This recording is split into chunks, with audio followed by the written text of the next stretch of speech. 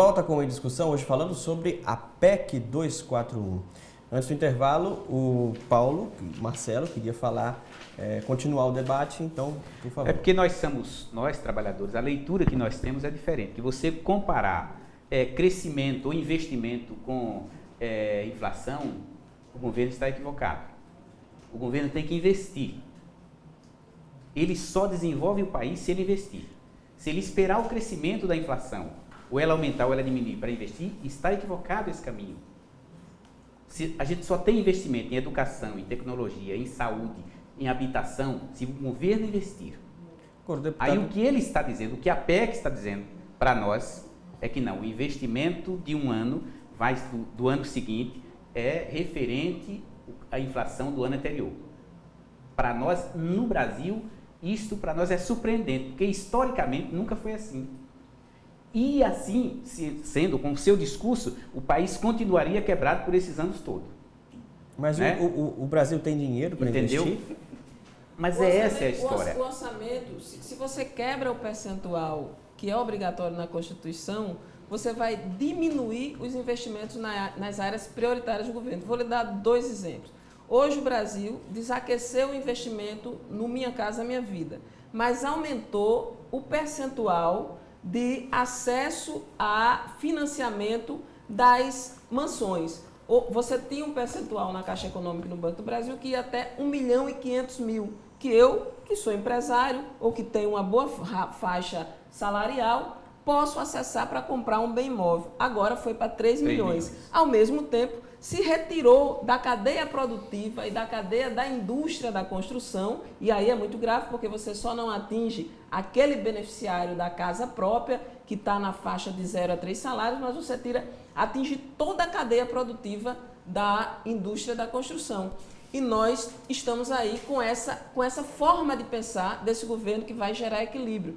Eu acho extremamente grave quando você não fala de receita de Estado sem falar de economia. Concordo, mas eu quero focar exatamente no desmantelo das regras da Constituição. Não dá para comparar Estado com empresa. O papel do Estado é garantir direito e fomentar a economia. Ele não pode se eximir da sua responsabilidade sobre isso. Portanto, a receita dele não é guardar dinheiro para a empresa pública independente, para que ela vá vender e aumentar a conta pública cada vez mais. É preciso entender esta matemática. Topo discutir economia, topo inclusive discutir o que foi que aconteceu com a Petrobras. O erro do PT de criar a Bolsa Empresariado não justifica o absurdo deste governo, que não tem legitimidade pelo voto, de ampliar os recursos para a Bolsa Empresariado em detrimento da educação e da saúde do nosso país. É disso que a gente está tratando e eu acho isso muito grave. Olha, primeiro esse discurso de que não tem legitimidade. Os votos que foram dados a Temer foram dados a Dilma. Votou nas 2 chapas. Se não tinha legitimidade, não deveria ter escolhido Temer como vice. Porque as 2 eleições só foram vencidas por Dilma por conta de falcatruas e por conta do apoio do PMDB. Fora disso, jamais. O PT tentou, em várias eleições de Lula, nunca ganhou. Ganhou com o empresário Zé Alencar, para ganhar o voto da direita, e depois com o voto do PMDB, certo? Agora... Vamos voltar para a PEC agora. A gente não vai entrar para uma outra discussão que vai acabar saindo. Não, ela falou, a gente eu entendo. Claro. Eu não entendo isso. Eu não falei para o senhor responder, eu falei a minha opinião. Não, tudo bem, a gente continua. Da sua. É ilegítimo, não foi pelo voto, ninguém com relação às informações da PEC. O que é o seguinte, isso é matemática pura. Nós estamos num processo de estagnação. Em 2014, o crescimento foi 0%. Em 2015, foi uma queda de aproximadamente 3,75%. Em 2016, está projetada uma retração da ordem de 3 mil. A deputada Estela disse, não vamos comparar empresa com governo. Eu tenho que comparar, é o cerne da questão. As pessoas precisam entender, tem que mudar esse conceito, que o governo não fabrica dinheiro, não produz, o governo gasta e às vezes gasta mal, como aconteceu no governo passado. Quem gera emprego e renda é a empresa. Se a empresa quebra, o governo vai quebrar, porque o governo vive dos tributos arrecadados do trabalho dessas empresas, de trabalho pessoal de cada cidadão.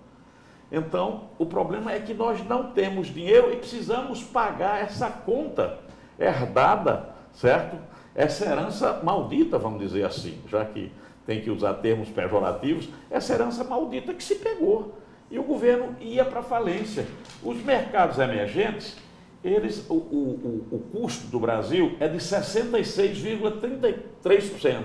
Os mercados emergentes, como África do Sul, como Rússia, como Índia, como China, é de 44% do aumento de despesa. E nós estamos com 66%. Essa semana já foi projetado 75%. Então o Brasil está no caminho, está navegando uma revolta e que pode afundar a qualquer momento. Se esses números estão dessa forma... Eu queria só um minuto. Você comparar o mercado emergente e o que se investe na China e na Índia, os indicadores sociais de habitação.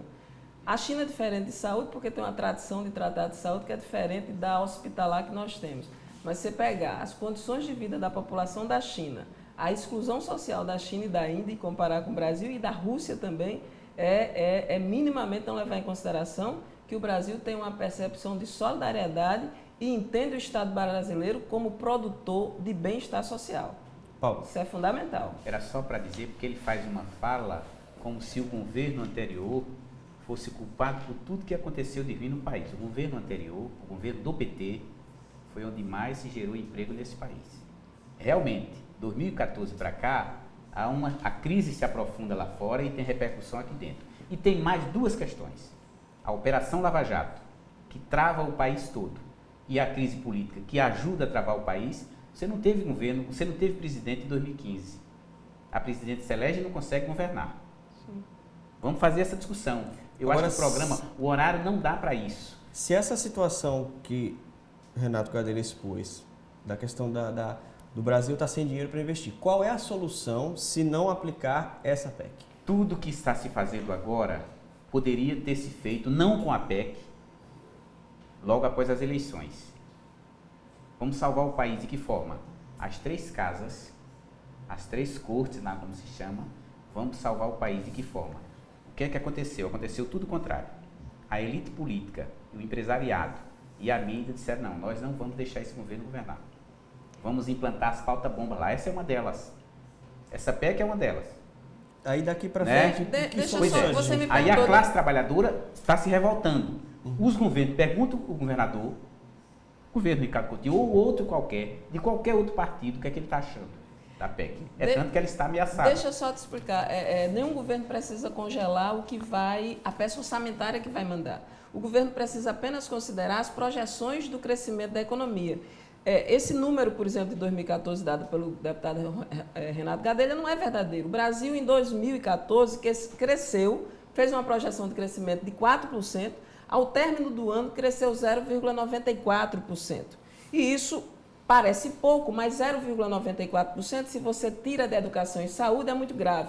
Se esta PEC tivesse funcionando desde 2002, nós teríamos uma falta de recursos na ordem de 61 bilhões só em saúde. Se o governo hoje arrecadou 500 bilhões, ele vai ter a obrigação de investir 25% dos 500 bilhões em educação e 15% em saúde. Se ele só arrecadou 300 bilhões, proporcionalmente, a projeção que ele fará para o ano seguinte é de 15% de 300 bilhões para saúde e 25% para a educação. Não precisava de uma PEC que alterasse a responsabilidade de percentual de investimento e reservasse para o que nós chamamos do ambiente de produção, que não precisaria. Como é que a gente arrecada, e ele tem razão, e nisso eu concordo, a gente é copartícipe de uma economia bem-sucedida e saudável.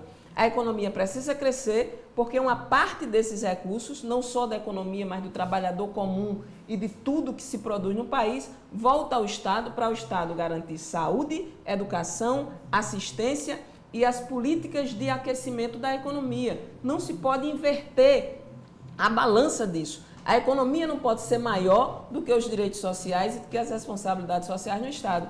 E o que esta PEC está propondo é a isenção do Estado do seu papel de garantidor do direito social e a total autofagia do mercado financeiro. A gente vai ter que dar mais um intervalo e aí Renato Gadelha volta para continuar essa discussão, hein? Fique com a gente, aqui tem discussão.